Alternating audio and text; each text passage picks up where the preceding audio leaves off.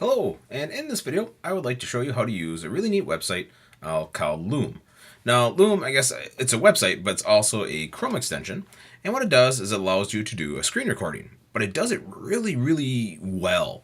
And it also adds a really cool feature where you can feature yourself in the video, which if you're doing it online or kind of blended learning thing, it's a really kind of cool thing. So let's get right into the meat and potatoes of it. So if you go to the website, useloom.com, you can come in here. It's able to sign in with Google. So if I click continue with Google, and I'll pick my Google account I want to use to sign in. We'll pick this guy. It will sign me in.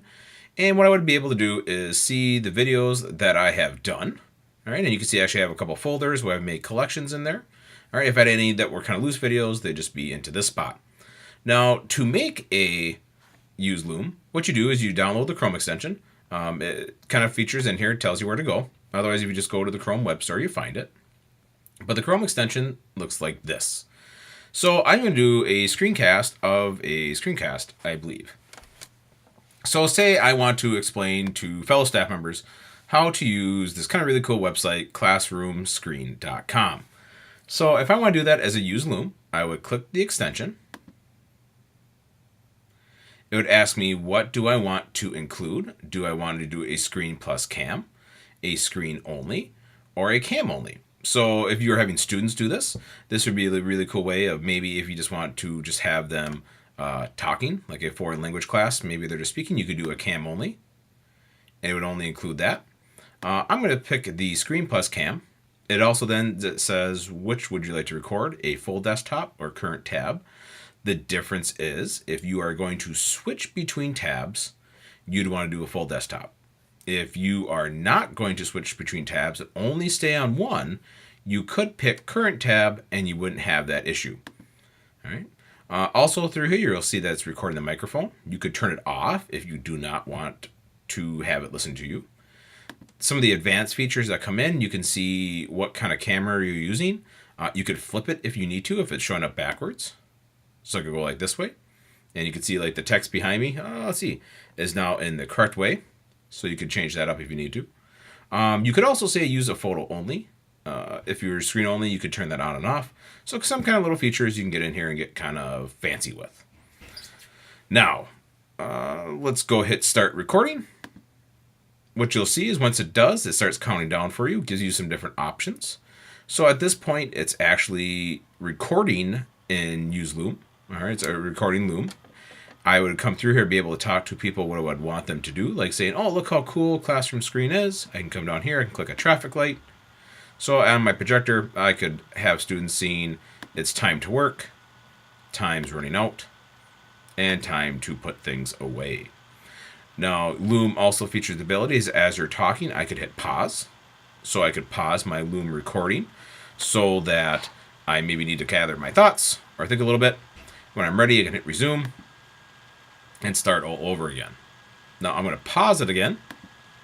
And some of the other features that we'll notice is that you can actually take this little camera and move it around. So before I started recording, I could have this in a different location.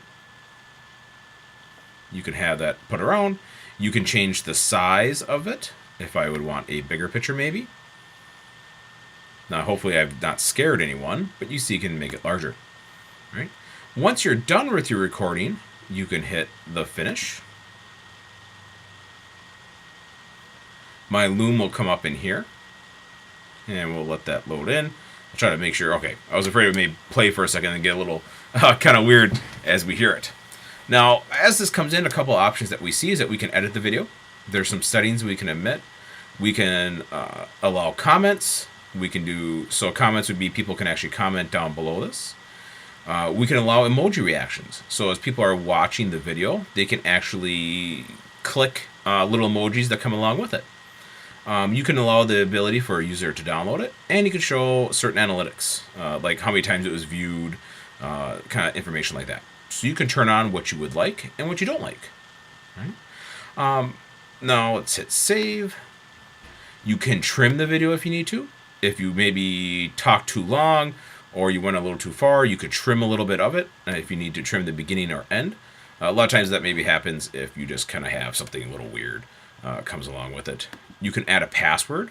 So someone has to enter a password if you want them to watch the video. Great for students who are maybe doing something that they're posting, and you can put the password on a board and students can just type it in from there.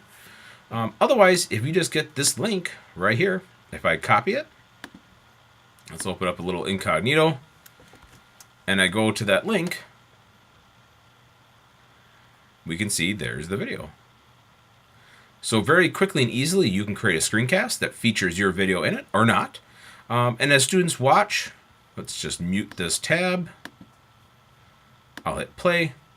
Students can actually interact by giving certain things. You could ask them, do they get it or not? And they can put little things in there, and the little emojis show up over the time period as they talk. So kind of a cool website that you can use. Lots of neat features to do a screencast for you or for your students to do it. It works on any Windows, Mac, and Chromebooks. It works perfectly fine on. So I hope you enjoyed watching the video and that you find it useful.